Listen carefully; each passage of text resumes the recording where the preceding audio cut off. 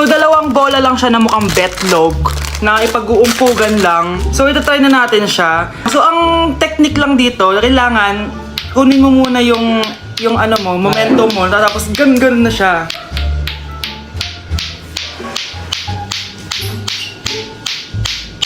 Ow!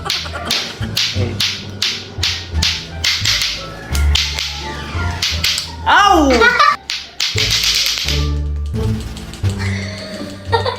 Tagal! Oo!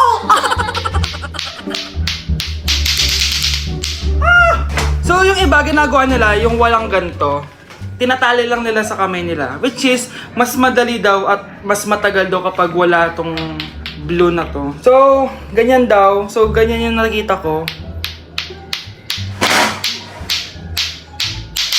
Oh! Guys, huwag nyo na laruin to.